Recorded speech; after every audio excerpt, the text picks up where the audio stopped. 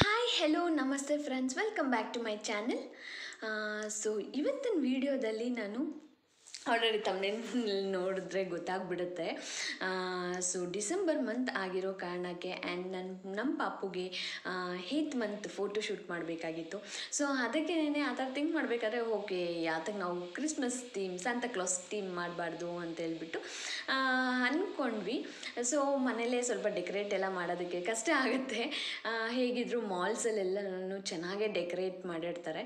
So just ನಾವು ರೆಡಿಯಾಗಿ ಪಾಪುನ ready ಮಾಡಿಸಿ ಫೋಟೋಶೂಟ್ ಮಾಡೋದು ಅಷ್ಟೇ. ಸೊ ಯಾವುದಾದ್ರು ಮಾಲ್ಗೆ ಹೋಗಿ ಮಾಡ್ಕೊಂಬರೋಣ ಅಂತೇಳ್ಬಿಟ್ಟು ಈ ಥರ ನಾವು ಡಿಸೈಡ್ ಮಾಡ್ಕೊಂಡ್ವಿ. ಆ್ಯಂಡ್ ನಮಗೆ ಸೊ 25th ಕ್ರಿಸ್ಮಸ್, 25th ಹೋಗ್ಬಿಟ್ಟು ಫೋಟೋಶೂಟ್ ಮಾಡಬೇಕು ಆ ಥರ ಮೆಂಟಾಲಿಟಿ ಏನೂ ಇಲ್ಲ. ಗೊತ್ತಿರ್ಬೋದು ಮಾಲ್ಸಲ್ಲೆಲ್ಲ ಲೈಕ್ ಬೇಗನೆ ಡೆಕೋರೇಷನ್ ಎಲ್ಲ ಮಾಡಿಬಿಟ್ಟಿರ್ತಾರೆ ಯಾವುದಾದ್ರೂ ಹಬ್ಬಕ್ಕೆ.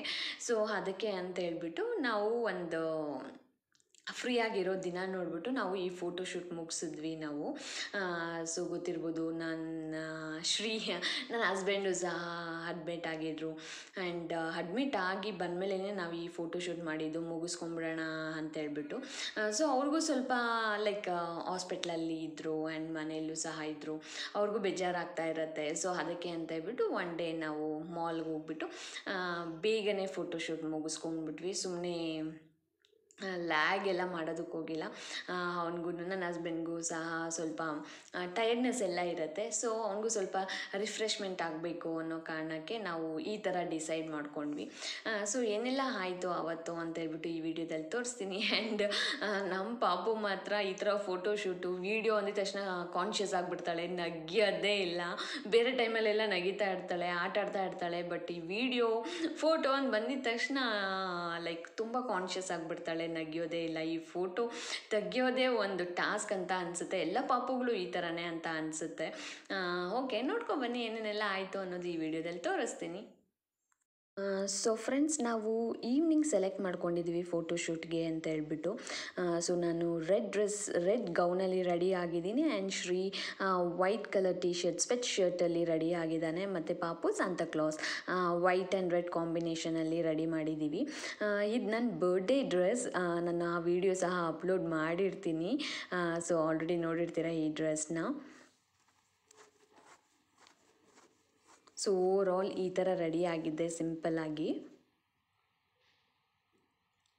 ಆ್ಯಂಡ್ ನಾವು 3 ಜನನೂ ಟೋಪಿ ಹಾಕ್ಕೊಳ್ಳೋಣ ಅಂತೇಳ್ಬಿಟ್ಟು ಕ್ಯಾಪ್ಸ್ ಮತ್ತು ಇದು ಡ್ರೆಸ್ ಜೊತೆಗೆ ಬಂದಿದ್ದು ಸೆಟ್ ಇದು ಪಾಪುಗೆ.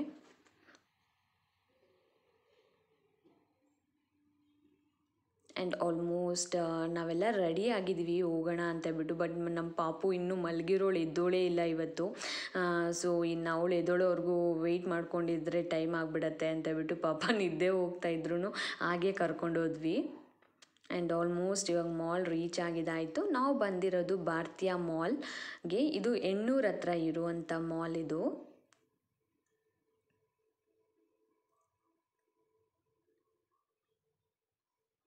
ಸೊ ಇದು ಫುಲ್ ದೊಡ್ಡದಾಗಿರೋ ಮಾಲ್ ಏನೂ ಅಲ್ಲ, ಚಿಕ್ಕದಾಗಿದೆ. ಆ್ಯಂಡ್ ಒಂಥರ ಟೈಮೆಲ್ಲ ಸ್ಪೆಂಡ್ ಮಾಡೋದಕ್ಕೆ ಚೆನ್ನಾಗಿರುತ್ತೆ. ಆ್ಯಂಡ್ ನಮ್ಮ ಮನೆಗೆ ಹತ್ರ ಅಂತೇಳ್ಬಿಟ್ಟು ನಾವು ಈ ಮಾಲ್ನ ಸೆಲೆಕ್ಟ್ ಮಾಡ್ಕೊಂಡ್ವಿ.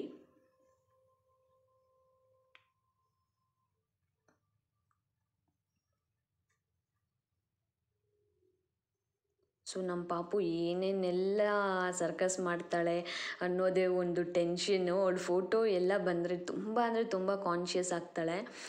ಬಟ್ ಗೊತ್ತಿಲ್ಲ ಯಾವ ಥರ ಸಪೋರ್ಟ್ ಮಾಡ್ತಾಳೆ ಅಂತೇಳ್ಬಿಟ್ಟು. ಫೈನಲಿ ಈಗ ಫೋಟೋ ಸೆಷನ್ ಎಲ್ಲ ಮುಗಿಸಿದ್ವಿ. ಬಟ್ ಆ ಡ್ರೆಸ್ ಕ್ಯಾರಿ ಮಾಡೋದಕ್ಕೆ ತುಂಬ ಕಷ್ಟ ಆಗುತ್ತೆ ನನಗೆ. ಸೊ ಅದಕ್ಕೆ ಒಂದು ಪೇರ್ ಡ್ರೆಸ್ ನಾನು ಕ್ಯಾರಿ ಮಾಡಿದ್ದೆ, ಚೂಡಿನ. ಸೊ ಇವಾಗ ಡ್ರೆಸ್ ಚೇಂಜ್ ಮಾಡಿಕೊಂಡು ಡಿನ್ನರ್ ಸಹ ಇಲ್ಲೇ ಮಾಡಿಕೊಂಡು ಮತ್ತೆ ರಿಟರ್ನ್ ಮನೆಗೆ ಹೋಗೋಣ ಅಂತೇಳ್ಬಿಟ್ಟು ಈಗ KFCಗೆ ಬಂದಿದ್ದೀವಿ. ಸೊ ಊಟ ಮಾಡಿ ಮನೆಗೆ ಹೋದ್ವಿ. ನನ್ನ ಫೋಟೋಸ್ ಯಾವ ಥರ ಎಲ್ಲ ಬಂದಿದೆ ಅಂತ ಹೇಳ್ಬಿಟ್ಟು ನಾನು ಇನ್ನೊಂದು ವಿಡಿಯೋದಲ್ಲಿ ಅಪ್ಲೋಡ್ ಮಾಡ್ತೀನಿ. ಸೊ ಆಲ್ರೆಡಿ ನಾನು ಒಂದು ಚಿಕ್ಕ ವಿಡಿಯೋನ ಅಪ್ಲೋಡ್ ಮಾಡಿದ್ದೀನಿ. ಬಟ್ ಫೋಟೋಸ್ ಎಲ್ಲನೂ ಇನ್ನೊಂದು ವಿಡಿಯೋದಲ್ಲಿ ಅಪ್ಲೋಡ್ ಮಾಡ್ತೀನಿ. So stay tuned. ಈ ವಿಡಿಯೋ ಏನಾದರೂ ನಿಮ್ಗೆ ಇಷ್ಟ ಆಗಿದ್ದರೆ ಪ್ಲೀಸ್ ಲೈಕ್ ಮಾಡಿ, ಶೇರ್ ಮಾಡಿ, ಕಮೆಂಟ್ ಮಾಡಿ. Thank you.